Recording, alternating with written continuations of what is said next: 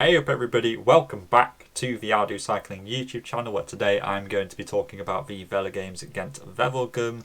There's a lot of different scenarios that could play out in this race. There's lots of teams who have different strategies apparently going into this, so let's try and break it all down and see which riders will be best for us all to put onto our teams. So of course, Wout van Aert, I feel like Wout is the best rider if you don't really know what's going to be happening in this race, or if you're uncertain as to which way it might go, because he can attack and he can also sprint, so it's going to, cover both options, so to say. You're kind of, hedging your bets a bit. So I feel like Wout is a good pick. Casper is a difficult one just because he didn't look great at E3 to the point where I don't feel like he'll do brilliantly at Gent Wevelgem. It's not a race that massively suits him. He really would favour a few more climbs. So perhaps I wouldn't favour Asgreen. I also won't be picking Pidcock just because he doesn't look great, but I think we all know that, so really I don't think that's new information for any of us.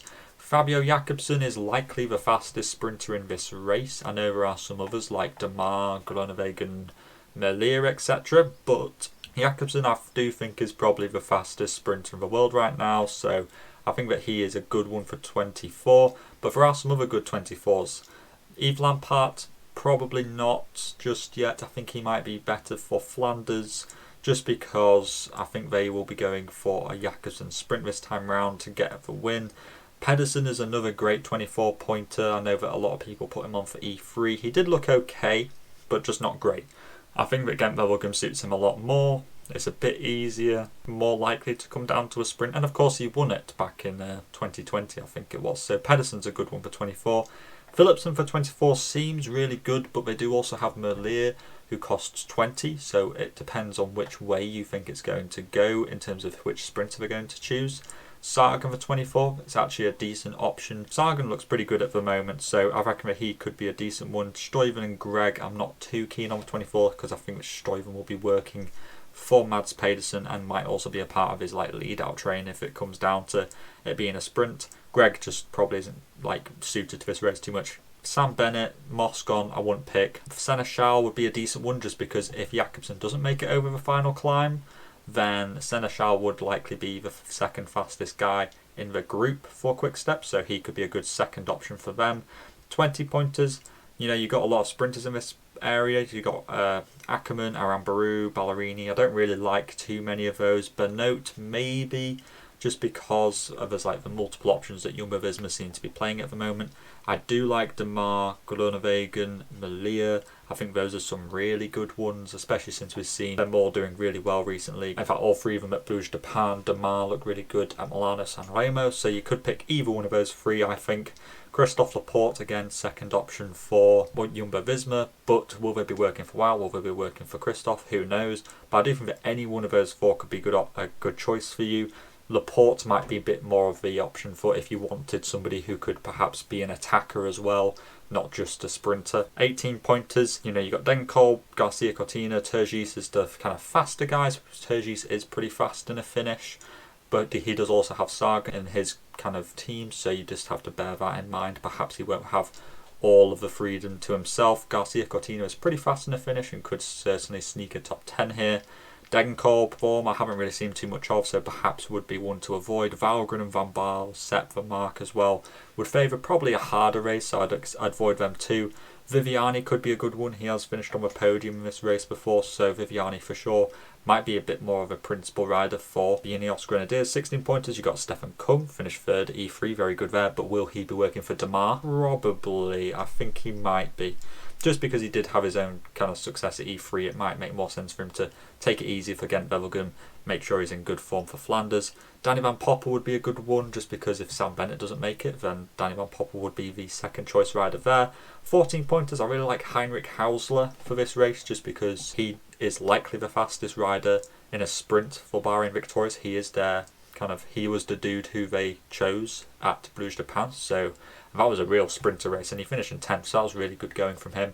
Søren Klauvis would favour a bit more than perhaps E3, just because I feel like he likes the races where it's a bit less cobbly and a bit more tarmac, so Søren Klau could certainly launch an attack in the last 20 kilometres, and that could be a really good option there. Other than that, I'm not a massive fan of the rest of the 14 pointers. Those are the two that I like the most. 12 pointers, you've got Stan de Wolf. He could be a good one. Marco Haller is, again, if Sam Bennett's dropped, then he could be the sprinter for Bora. But I think my most favourite one is Rasmus Tiller, just because he was in that leading group at E3, but then unfortunately got dropped. So I think that his form's really good, and I think that this race is just a little bit easier than E3, so he could be, you know, right up there. 10 pointers, I think that Arnaud de Lee is likely the best one, just because Lotto Sudar really needs some UCI points, and I think that he can certainly finish top 10 in this race. He's shown how fast he is at Bruges de Pan and some other one-day races this year. And I think that he's certainly got the talent to get over those climbs. You might also want to pick Timothy Dupont or Luca Mozzato. Those could be some other good 10-pointers. Or maybe even Fred Wright, if you believe that perhaps Heinrich Hauser and Mohoric won't be there. Or maybe they go for Fred Wright as the leader on the day. Best 8-pointer is by and large Binyam Girmay. I expect to see him across many teams, just because of how he looked at E3, 4th place there. He's in flying form. Without a doubt, he is the best 8-pointer, and I expect to see him across many teams. You might also want to pick Arnie Murray or also Jonathan Navarez as some other 8-point options. 6-point options, you don't have too many. You've got maybe Aini Alowski for bingo. He would be the sprinter if perhaps Timothy Dupont wasn't there. You've got Bissiger, who could launch an attack kind of solo, especially since EF don't really have a sprinter in this race. He could be a good one to go with. But other than that, you've got maybe Michele Gazzoli, the sprinter for Astana Kazakhstan team. You've got Ugo Hull, who I was talking about for E3. I reckon he's looking okay. Maybe not the best pick. Rui Oliveira would be the sprinter if Matteo Trentin wasn't in the group, because he is also very fast. He's usually a lead-out man. Other than that, maybe Taco van der Hoorn as like a long-range attacker, or Dries van Gestel, just because he finished like top 10 in like Kerner and Le Samin and stuff like that. I think he could be, you know, the sprinter if Sagan isn't there, and you know, I reckon he's maybe a bit faster than Turgis actually. Other 6-pointers I'm not a massive fan of, and then the 4-pointers you're really playing a bit of breakaway bingo, hoping to pick the right kind of rider who goes into the break.